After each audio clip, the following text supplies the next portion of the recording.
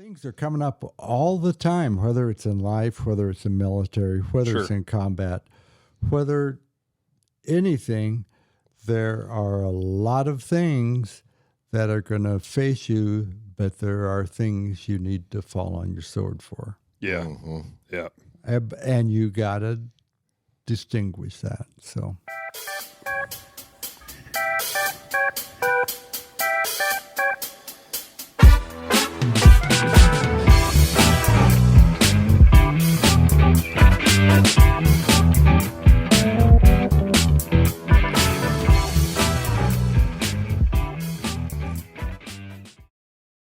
How long did you get to relax and say, okay, I didn't get killed on that mission.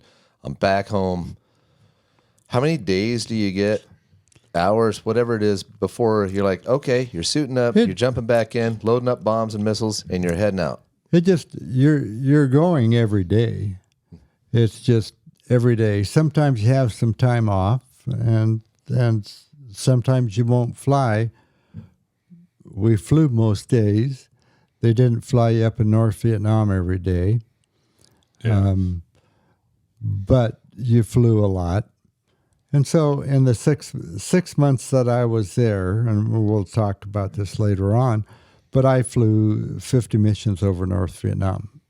Actually, 49 and a half. But Oh, yeah. Jesus.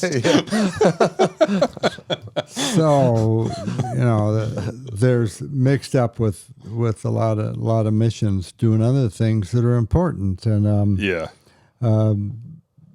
Al and I were involved in a rescue mission that we saved a Navy F-8 pilot, and that was big deal. But it was in the Ashaw Valley, which was a dangerous area, and I don't want to go into that right now. But anyway, you do that kind of stuff, and a lot of things down in South Vietnam, and Kind of so the gratifying big, portion of it. big war going on. Yeah. Makes it all worth it at the end of the day. Yeah. When you can It really realize, did. hey, I saved that guy, you can actually immediate gratification see it instead of I'm out here risking my ass Oh, for yeah. what? We did that, and after he was, we were in conjunction with helicopters and all kinds of laying a smoke corridor for him. Yeah. And when we orbited up above, waiting for it, kind of like back that last mission when we were up there and we saw all the stuff coming up, we listened, and when they picked him up, that was pretty big. That's cool. Some other missions, stand out and real quick. We got into using lasers, and I got checked out in the laser program, and one of the selected guys, and that we started using laser bombs, and that ended up being a pretty big deal. And so we started hitting targets a lot more accurately, so you can go out with a 2,000-pound bomb.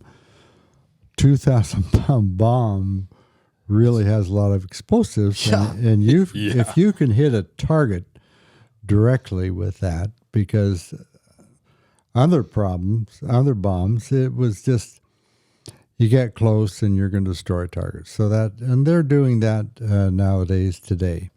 Yeah. And laser guided weapons ended up being a big deal later in my life in F-111s, but up in the prisons of North Vietnam, laser guided weapons was a big deal. Oh, yeah. Yeah. Yeah. Later on, you'd be thankful for accuracy.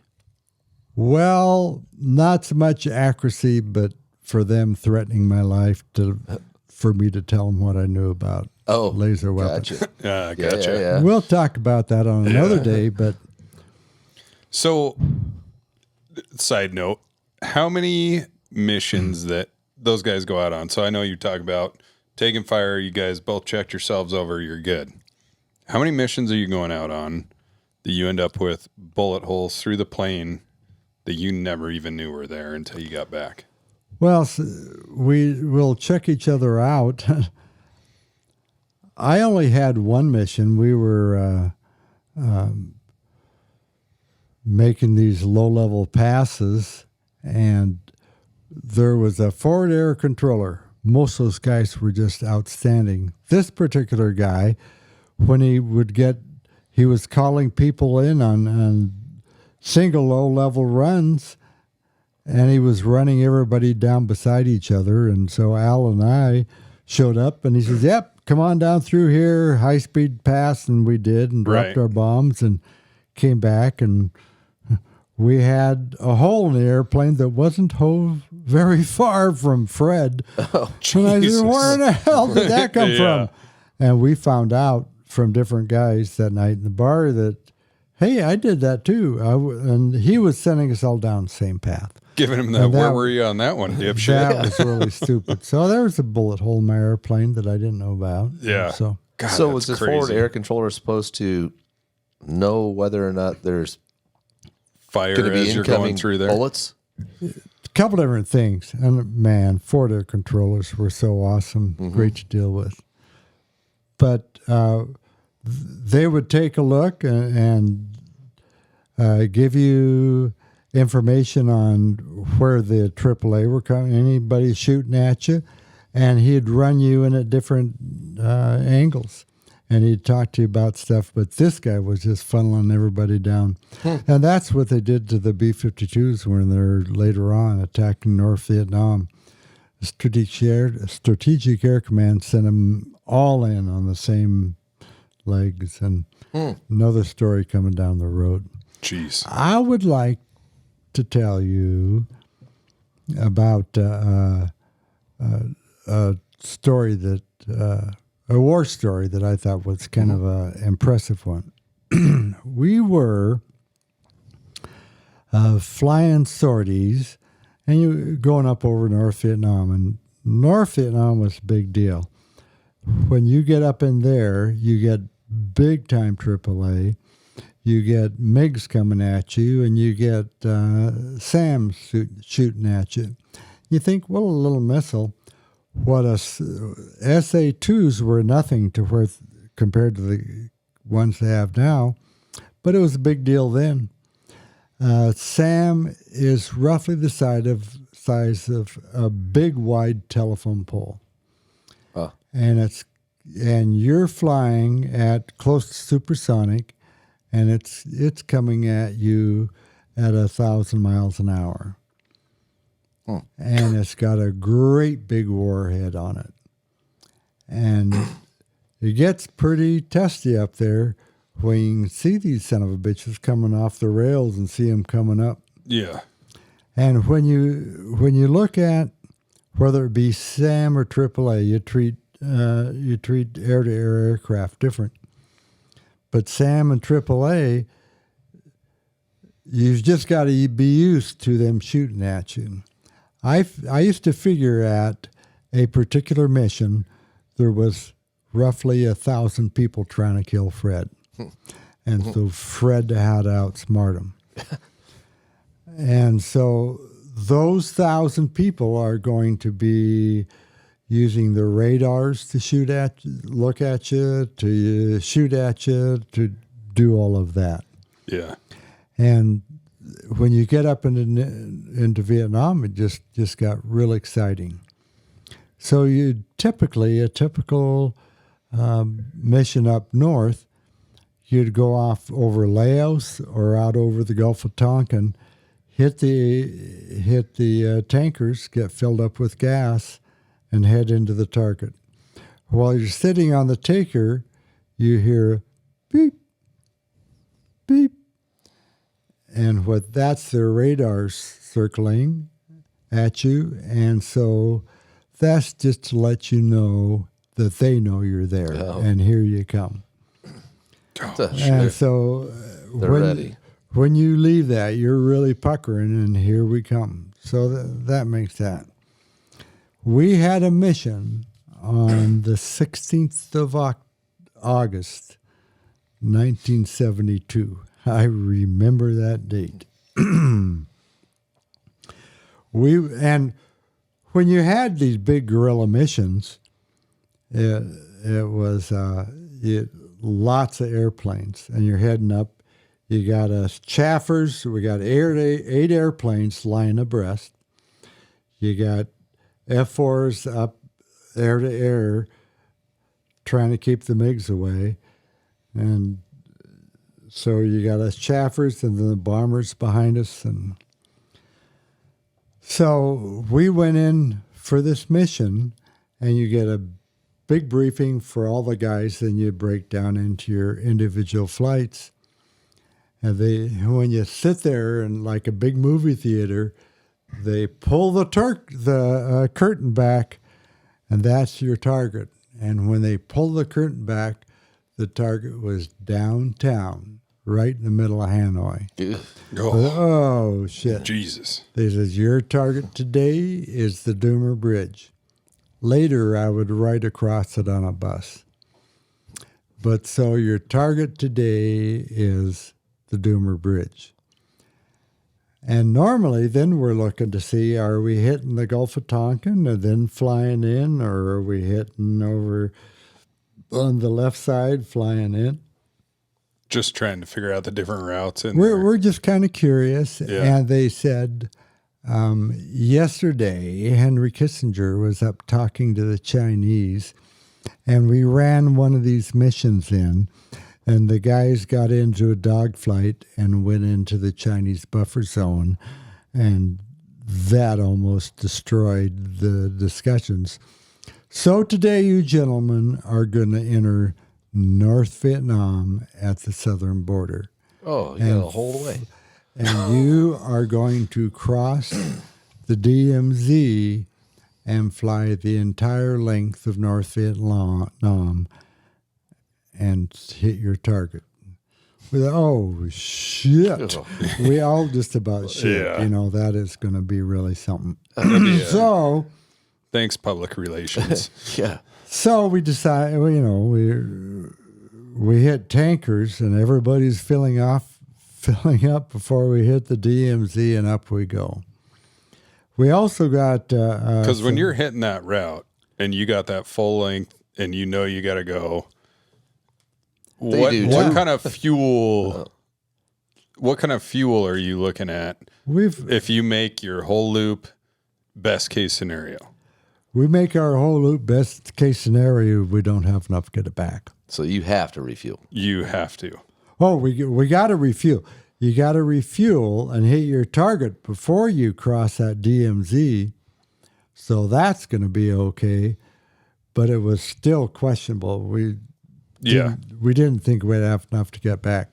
Jesus. But we did have enough to get back into Thailand and into Right. some of these different places if we needed to. And then we had guys that were shooting missiles at SAMs and stuff. So we had, it was just, we started out, and the first thing that just scared the shit out of me was as we were flying up and this 8 airplanes lying abreast, kicking out the chaff, a missile came right up close to our airplane right behind us, but it happened to be an F-4F that the guys used to shoot at SAMs, and that was one of our guys. Oh. We didn't realize he was going to be there. Thanks, dickhead. Get us started out on the right one. Yeah. And we started out, and then the AAA was going off, and then the SAMs started coming up, and they were just coming up. And if you have a SAM and it's on your cockpit and it starts moving a little bit, it's going to miss you. And so this big telephone pole is going by with supersonic, and you feel the shock wave, and it detonates and blows. You just maintain your cool and keep going. My God. Imagine that on your next vacation as you're looking out the window. Yeah. No Hey, shit. we're flying somewhere and there's telephone poles flying at us. So we did that, and then around Hanoi it got real quiet. We did that, made the turn, came back out, and it was then we got mixed up with MiGs, fiddle farting around with those guys, getting out of there, and then we got back, and it was just an awesome mission. Was it a successful mission? It was. Good. We dropped the Doomer Bridge. Good. Good. That was a big deal. Yeah. A guy that was working up in command and control, a guy out of our squadron, says we had over 100 SAMs fired at our flight. Of 8? Of their flight of 8 of us, that had 100 SAMs Wow. tracking Jeez. at us. And we stopped coming back at Udorn, which was, we had to stop for gas. We were out of gas, and so I called Chuck to Bellevue. You met Chuck. Uh-huh. Chuck was a guy in my nav class. And Chuck took us to lunch, and we had that, and then flew back. But that was just an awesome mission. And it was just so much defense. We got the target. We did the whole thing. God, that's where every day, Fred, you amaze me. I realize what pussies we are. Here's a quick numbers game. Chuck de Bellevue is a super guy, and Sean met him. And I know Chuck, don't know him real well, but he's a pretty special guy. Going back to my navigator class, when we came out of nav class, there was 11 F4 slots, and I wanted to do that. So an F4 I thought would be neat airplane to go flying. So 11 of us got F4s. Couple things they never told me about F4s was by far F4s were the most airplanes shot down in the Vietnam War. More than double of any other kind of airplanes. Nobody told me that.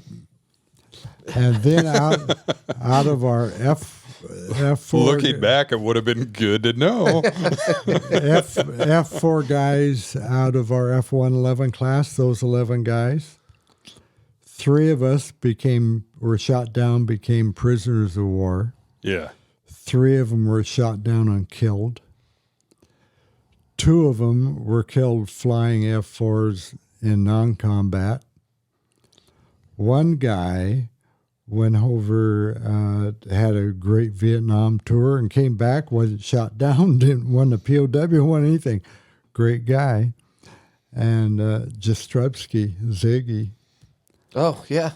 And one of the guys never went to Vietnam. And then the last guy became an ace and shot down 6 MiGs. And that was Chuck. de Bellevue, just Chuck de Yeah. Bellevue. Yeah. So, Sharp dude, man. So a lot of shit happened to 11 guys. Wow. Jeez. Yeah. And so that was August. August, of 1972. That was getting pretty close to the day that, that I don't know if the shit hit the fan or whatever you want to call It it. was. And as things start leading up to that, when we were continuing to get missions and going up, there was negotiations going on, and they were also looking at the time that we were going to be spending in Vietnam, and they decided that we were going to go home. So I sent Judy, because of course we didn't have cell phones. I sent her a letter and I says, hey, we are deploying back to the States. I'll let you know when. But it's coming up pretty much in the near future. And I hope they change their fucking policy on this to know I'm 110% coming home before I tell my wife I'm coming home. That's So- like me at the bar going, honey, I'll be home in one more beer. Just one more. So we said, okay, we're gonna go home, and then we were getting closer and closer to it. I decided once they set the date, they said that we would be coming home, and talked to Judy and via letter, and she decided that she was going to go out and celebrate our anniversary, which is September 11th, 9/11. That was before the shoot down Yeah. the stuff. They knew that. So she decided she wanted to go out with my parents and celebrate our anniversary. Because we were all living back here in town. Yeah, they were here. And so she says, then I'll go celebrate our anniversary, and then I'll fly out the next day. And I says, that's great. So she's going to arrive there on September 12th of 1972. And so I said, that's great. So, being a good guy that I am, I went down and ordered her a dozen red roses to be delivered to her the next morning. Right. And so I wrote on a card that was to be included, said, Dear Judy, love you so much. I'll see you soon. So they sent that A off. man of many words. It was. Yeah. So we started kind of getting excited for it, and Al Thomas and I had a flight scheduled for like September 9th or 10th or something like that. Yeah. And so that was, up north. We're still flying in South Vietnam. It was just like flying in South of Vietnam was like somebody slapping you in the face, as opposed to blowing your shit away. Yeah. Yeah. So they said, okay, you two guys are going to have one more mission up over North Vietnam. I said, oh yeah, wow, that's our 50th. We'll go up there. And Yeah. so we were we had a softball game one night before that flight was supposed to go, and Al and I were sitting at the on the bench there, and we had somebody up to bat, and somebody said, somebody hit a ball way out there and says, "Who's next? Who's next?" And Al turned around and got the roster behind him and turned around just as the ball was overthrown and hit him right in the middle of his fucking nose. Oh, Jesus. And just smashed it all over his face. Yeah. And so they sent Al back to down to the Philippines to get a nose job. Is that where he said John, too? Yeah. For his deviated septum? So they said, Fred, you're not going to get any more missions. You're not going to get any more counters and stuff. So Yeah. Al's gone, so that's over with. And I says, that's okay. Yeah. And then, I'm good with that. Yeah. I'm fine. Yeah, that's okay. So I'm done with that. Some more missions down south, and then I'm going home. Yeah. And then a good guy, and I won't mention his name, he feels really guilty about this, was up in northern Thailand. And he partied a little bit too late and got back late. Schedulers came to me Hey, and it happens to the best of us. he said, Fred, can you just fly one more mission over North Vietnam? And I said, yeah, sure. Who with? And he says, Rudy Zuberbuehler. I said, oh, Zub's great. He says, Zub's backseater didn't make it back. He partied too hard. If you could take this one last mission, it's a milk run. It's an easy mission up over in the area there. Won't be a problem at all. I says, yeah, I like Rudy really well, and I don't mind flying that. Yeah. Well, so then we briefed for that, and we ended up talking about the mission, and it's going to be quite easy.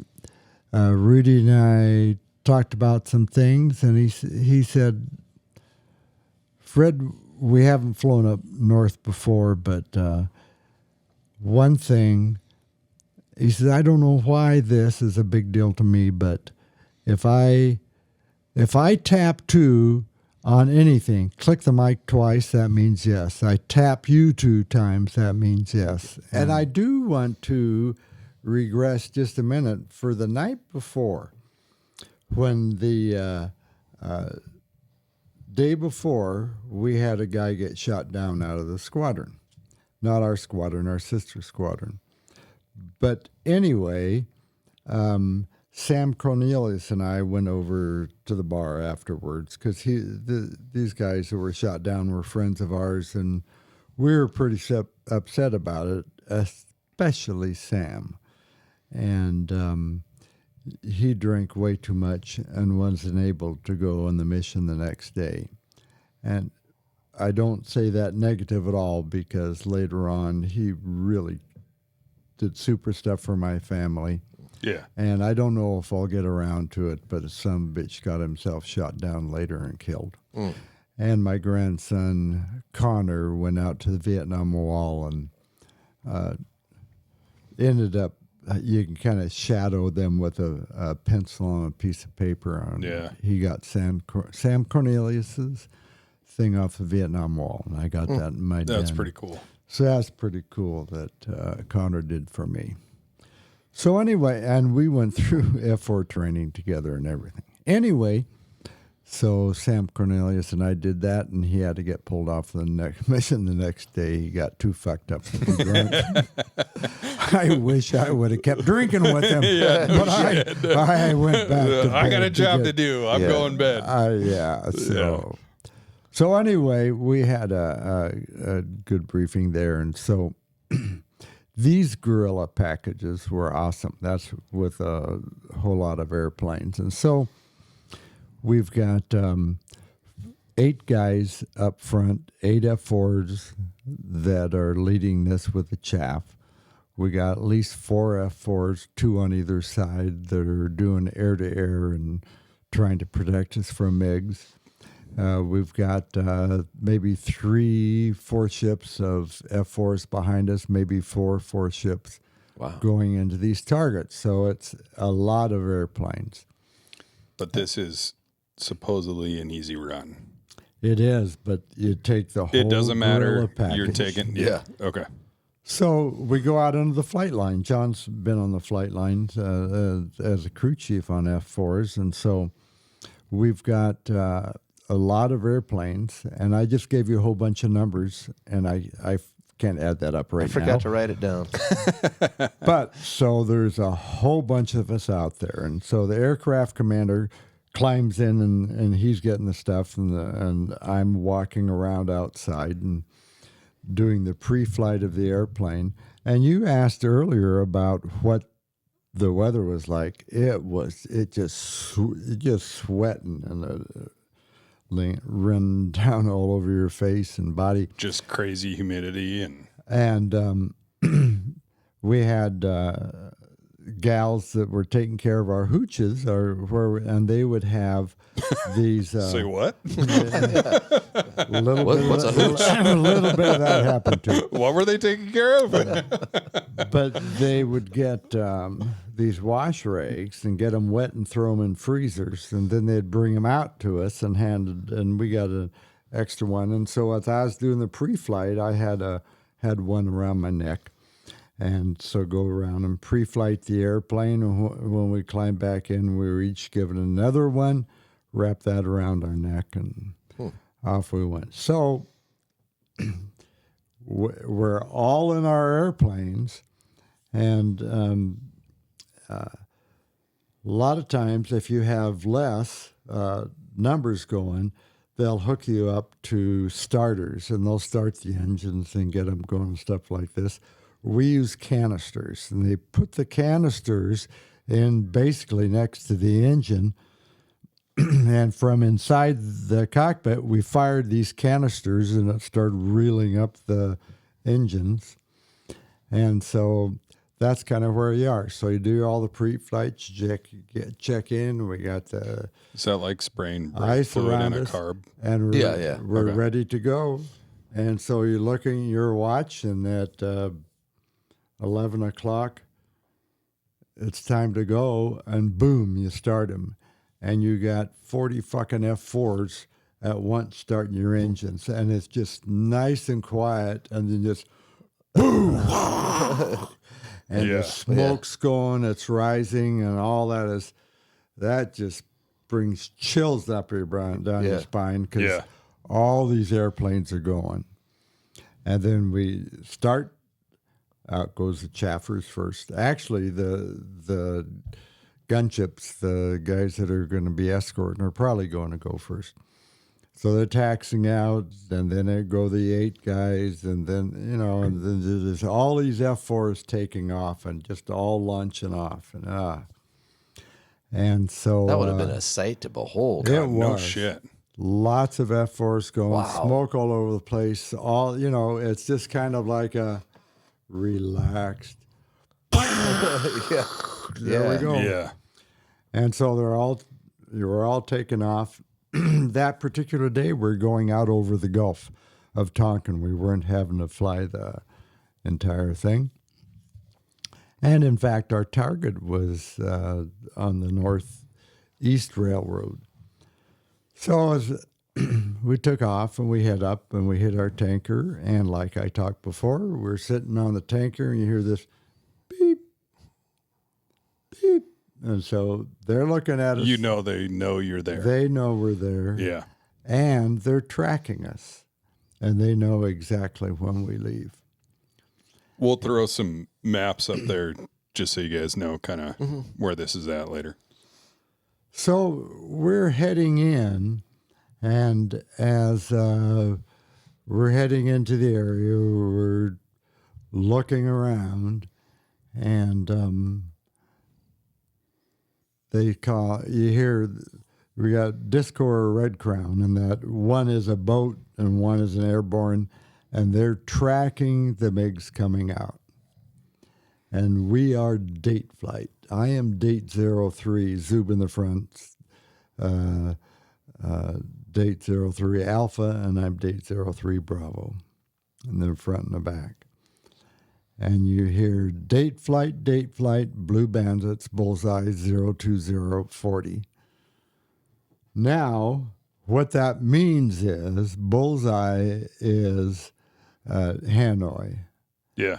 And if you say Blue Bandits, that means it's MiG-21s. They're the good ones. Mm-hmm. And they got different kinds and so we know what kind of MiGs they are. They're coming out and say, date flight, Bandits, bullseye, 02040. Date flight, Bandit, 02050. Oh, shit, they're coming right at us. Well, no big deal. I've mixed it up with a lot of MiGs. And when you're flying chaff, your job is to fly chaff. It's not to become a world's greatest fighter pilot and shoot down MiGs. You shoot them down if you have to turn and make a chance. But our job is to laying down that chaff corridor. That's going to protect the guys behind us. So So if we can turn away from them, try to stop them, but we don't want to stay and fight with them. Right. So anyway, here comes 2 Blue Bandits. They're coming at us, and we think, And so we're pressing on in, and haven't seen them yet. Now I'm going to regress back to the night before when we were talking about our friend getting shot down. He got shot down the same way. And those son of a bitches cheated. Because what they do it's just like more normal airplanes. Like John and I, if they have a tower out here, you talk to tower. They clear you to taxi. They clear you to go out and take off. And then in a situation like that, the tower hands off to the departure control. The departure control hands off to the interceptor guys, and everybody's talking and stuff. But what these pinko commie bastards did is cheat. And what they did is they taxied out 2 MiG-21s that got all of that information, telling them to do all that. And at the same time, 2 other MiG-21s just taxied behind them and didn't do any talking on the radio. They didn't turn their IFFs on, and John and I are familiar with IFFs. You're supposed to turn them standby, turn them on, and that stands for identification friend or foe, and so that you know the numbers of that, and so you know when that's good guys or bad guys. It would surprise a lot of you. John is also a pilot. He's a good pilot. He is a great pilot. I've flown with him plenty of times, but just to throw that out there. So when he keeps saying John also knows, it's because he's a pilot too. It's a miracle. So as they are getting all this guidance, Disco or Red Crown, the guys that are watching them come out, are watching these MiGs come out, and they see their IFFs, and they know that these guys are after Fred. And so they're able to track them out and tell us they're coming.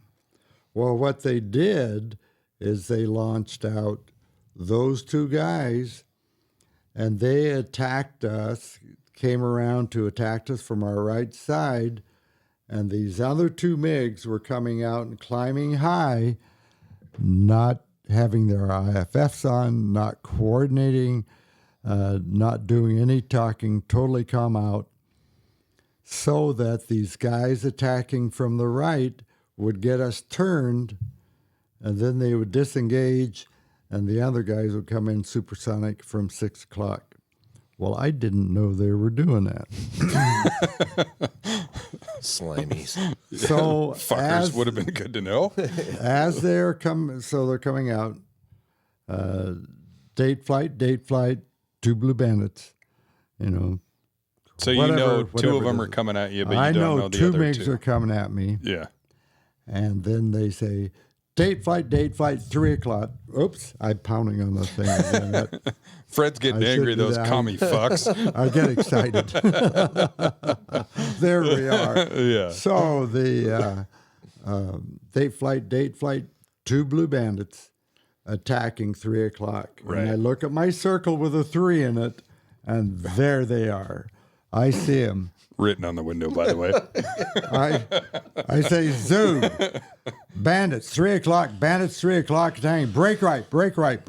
And so Zoob goes into a hard break. Yeah. And the MiGs are coming in, turning around, like they tried to get behind us for a shot, but we're pulling too hard, and they can't get at us. And so I'm watching them track behind us. I said they're going to 4 o'clock to 5. They're going 5 to 6.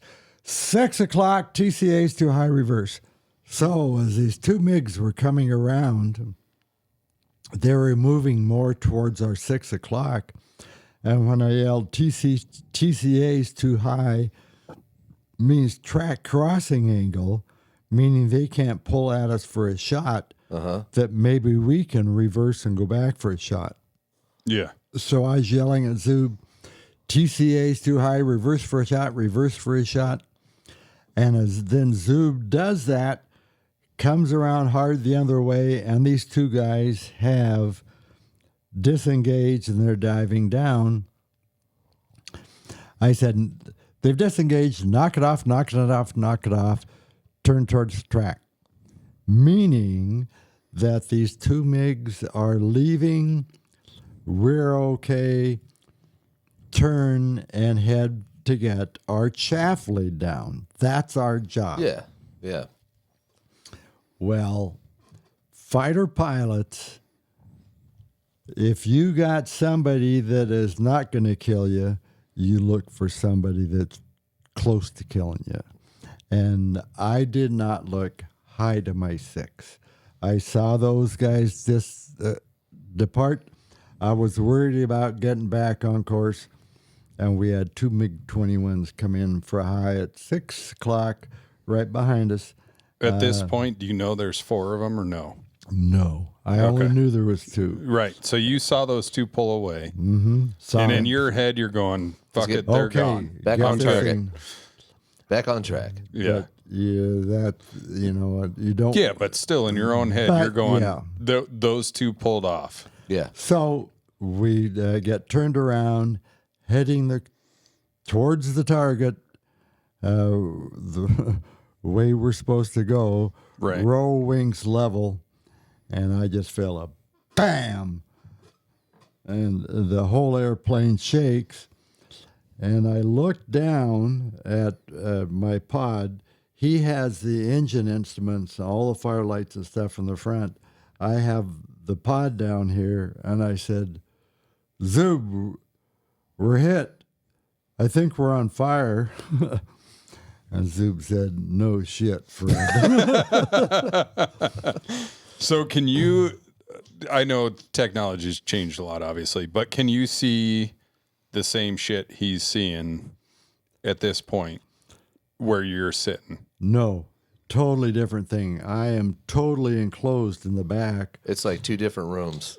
and he like in the that. front seat. But I mean, screen wise, of like what's happening in the flight, can you see the same shit or no? no. You mean from where he is? Nowadays, you They didn't can. have screens.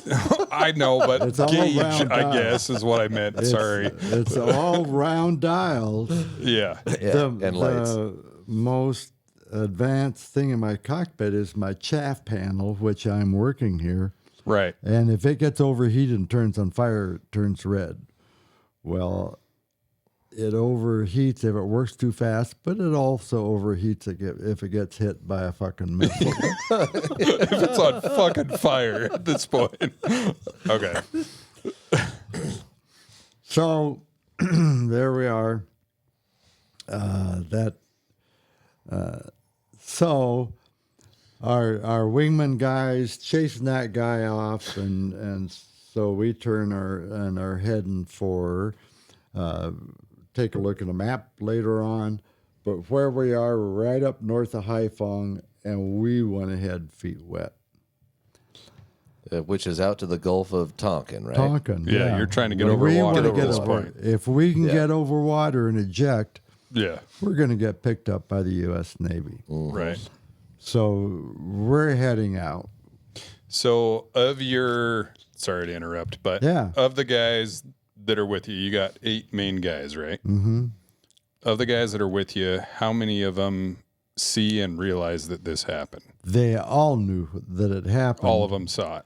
And Bill Luke, our wingman, he jumped in right away, and he said, I got you. I'm on him. And the guy that's leading this bagel is D.C. Vest. Gotcha. And so he's taken him to continue his job. Bill Luke's staying with us. The MiGs are gone, and now we're just trying to get out over the water. Right. So we make a turn toward the water, and we can't see that yet, but we're up at pretty good altitude. And so we're heading that way, and the 2 missiles, one went up an engine and blew that. So that's on fire. And Zub says, I'm shutting down number 2. And that means the right engine, he's shutting that down because it's burning. Yeah. And so still parts Right of the after the no shit, Fred. So we got that out. We got going, and part of the right wing is blown off. That's Jesus. another good thing. It's not too good. So No. That is kind of part of flying. Zub starts putting in, got a stick there. He's pushing that to the left and left-hand rudder, and he's trying to keep it upright. And the airplane is continuing a slow roll to the right. And Zub says, Fred, I need your help. I need your help. Help me try to keep this upright. And so we were both pushing on the sticks, left rudder, and the airplane is just gradually rolling. But we got it heading for the water. Yeah. And we're up at about 24,000 feet. And Zub said, if we get upside down, I don't want to be cross-controlled. I don't want to be rolling to the right, pushing to the left. He says, I'm going to say, let go, and then we're just going to let it Try to let it roll. and then stop it, and then just, an aileron roll. You're absolutely right. Just kind of an aileron roll, except the right side doesn't have any ailerons. They've been blown off. It sounds super simple on paper until you realize how flying works. And then, so it rolls over, and he gets inverted and says, let go. And so I let go, and the airplane continued to snap, and then it went straight up. And Bill Luke's following us through all of this, and he talked to me.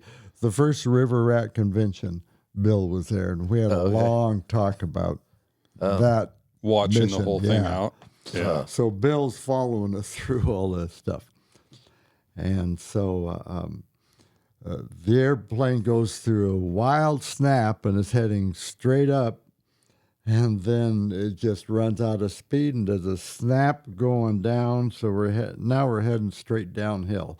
Well, this ain't fucking good. So we're just going straight down, and we're going through 10,000 feet, going down fast. And the F4 ejection system is you got a handle down below your legs, then you got a face curtain up here. Right. And so I grabbed the lower handle, pulled it out of it, and sat up.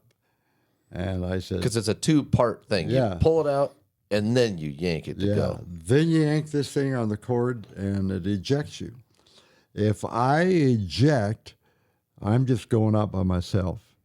If the front seater ejects, I still go first. The sequence is when you pull the handle, it blows the canopies, and then the back seater always goes front because you're kind of sitting like this, and if the front seater goes out first, he goes over the top of you and fries you with a rocket off of his injector. Underneath his ass. Yeah. So that the back seater's going to go. So I pull it out and I said, Zub, I'm going to eject. I'm going to eject. I'm going to go. And he says, no. Help me with the stick. Help me pull out. So I dropped that handle on the bottom there. I reached down and grabbed the stick, and we're going fast, and he's pulling some G. So he and I both are pulling as hard as we can. We pulled out at about 1,500 feet.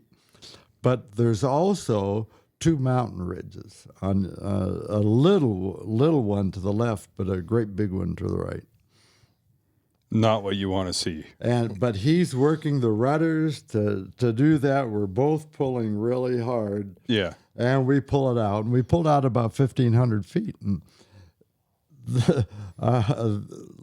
pulling it out of that dive, I wasn't sure we were going to make that. So it's going along. So we're going along 1,500 feet. We're heading in the direction we want to go. He says it looks good. About that time, the fire burned through the hydraulics. And if the fire burns through the hydraulic system, as a safety thing, our horizontal stabilizers give you a full pull-up. Which means that you're going like this, and it sends you. They go like this, and you go like that. And what is that designed for as a safety thing? Getting you away from the ground. Okay. Because if you lose I gotcha. if you lose hydraulics, you don't want it to make you go down. Right. Once you lose the hydraulics, you don't have any control. But this is going to give you a chance. It's one last chance to eject. Yeah. Because there's hydraulic fluids going throughout Yeah. the whole plane. Right. And then the whatever computer you want to call it from back then sends that last squirt of hydraulics to those controls Just to send you. to go up. Yeah. Yeah. All right. That makes sense, but kind of fucked you on that deal. So when we did, I went down he yelled eject. So by God, I'm going to do that. Yeah. I reached down and it's not there. It's on the floor. Because you'd already pulled the first step of it.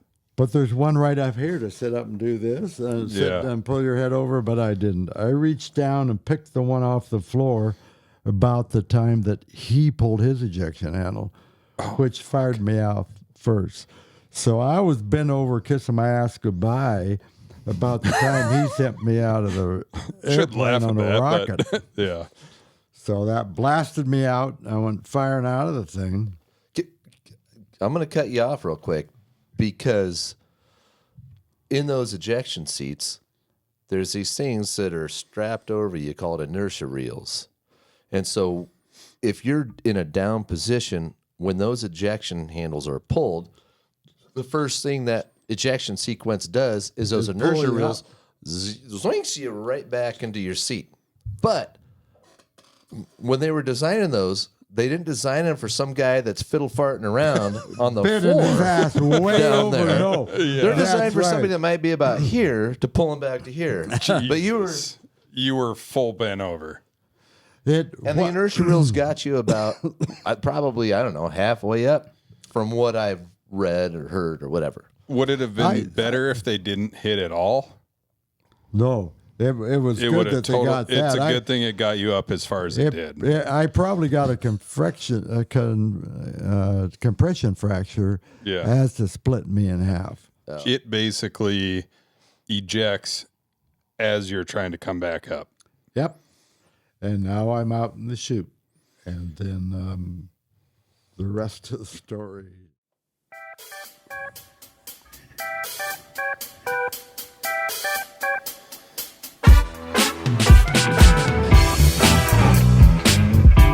Thank you.